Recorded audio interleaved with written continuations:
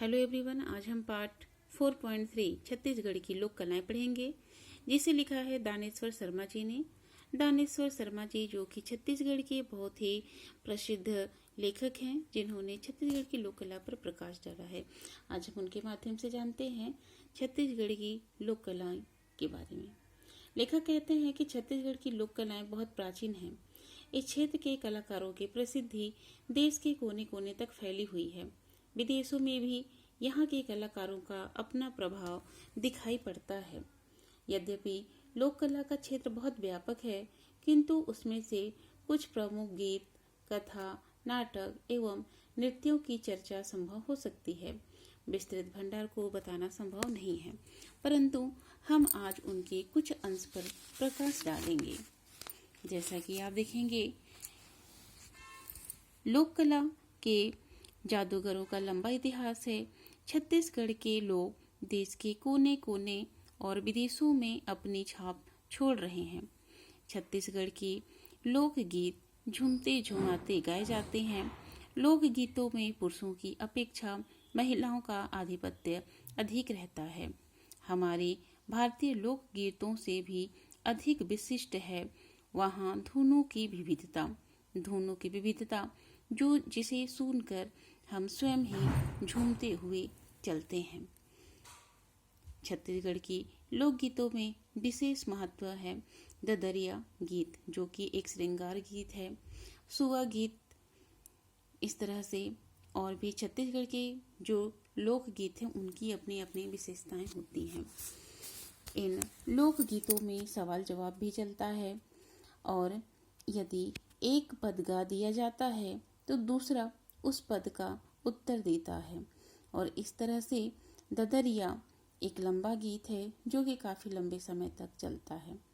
सुआ गीत, जिसमें महिलाएं बांस की टोकरी में भरे धान के ऊपर सुआ अर्थात तोता की प्रतिमा रखती हैं और वृत्ताकार स्थिति में नाचती और गाती हैं। इसके बाद हम देखते हैं दीपावली के समय कार्तिक अमावस्या की रात को गौरा की पूजा की जाती है। गौड़ महिलाएं इस अवसर पर जो गीत गाती हैं उसे गौरा गीत कहा जाता है।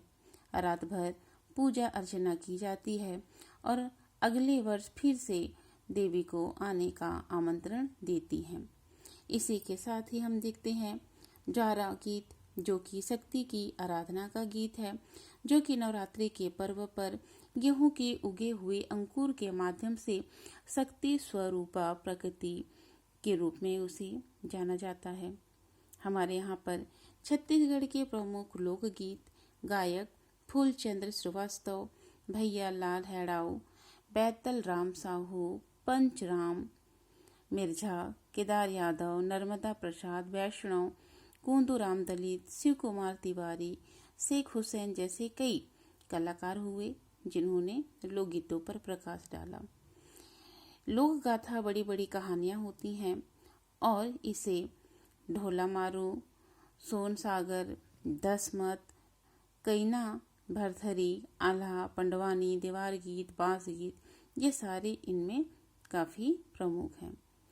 लोक गाथा गायकों में इस समय श्रीमती तीजनबाई, सुरुजबाई खांडे के नाम काफी ज्यादा प्रसिद्ध हैं। सुरुजबाई खांडे जो कि बिलासपुर की रहने वाली हैं और ढोला, भरथरी तथा चंदैनी गाती हैं। तीजनबाई जो कि एक पंडवानी लोक गायिका हैं और जो कि कापालिक शैली में गाना गाती हैं और जिन्हें अपनी प्रसिद्धि के कारण पद्म भूषण, पद्म विभूषण जैसे पुरस्कार प्राप्त हुए हैं।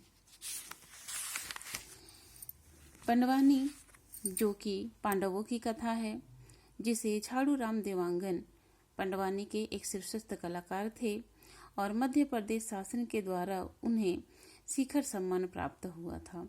वह अपनी इस लोक कला का प्रदर्शन केवल देशों में नहीं विदेशों में भी किया करते थे। इस कारण आज भी वह लोगों में लोकप्रिय हैं। इसके अलावा हम देखेंगे कि छत्तीसगढ़ में लोक नाट्य की अपनी एक प्रमुख विशेषता होती है, जैसे नाचा, चंदैनी और रहस। नाचा, जिसमें पुरुष महिला का भेष धारण कर पूरी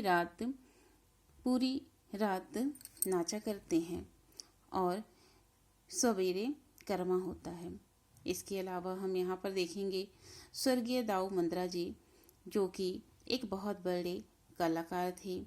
इसके साथ ही हम देखेंगे कि छत्तीसगढ़ी लोक कला का व्यापार देश के कोने कोने में फैल रहा है और लोक नाट्य के 5 छत्तीसगढ़ी कलाकारों जैसे मदनलाल, भुलवाराम, गोविंद राम एवं देवी राम और फीदाबाई को तुलसी सम्मान प्रदान किया गया है।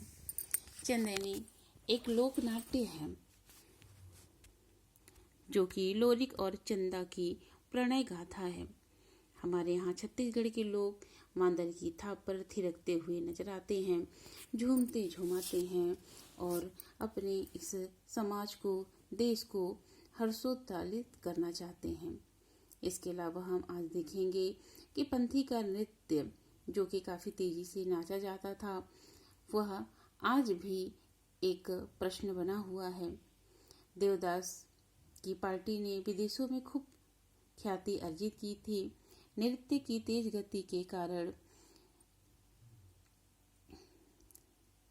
राधे श्याम, लतमार, दास पुराणिक, चेतल, अमृताबाई भी इस विधा के सशक्त कलाकार हुए हैं। आगे हम देखते हैं कि जानवरों को चराने वाली जो राउत जनजाति होती है, दीपावली के समय वे देवी की आराधना के बाद हर रावत अपने घर से काछन निकालता है। उस समय उसके पास अपार शक्ति होती है। मस्ती में अपने घर के ही छप्पर छाने को तोड़ते हुए निकलने वाला रावत अपनी लाठी से अपने आप को प्रहार करता है। इस तरह से छत्तीसगढ़ की लोक कलाएं की अपनी एक विशेषता होती है। इसका जितना भी बखान किया जाए वह कम ही है। आगे आप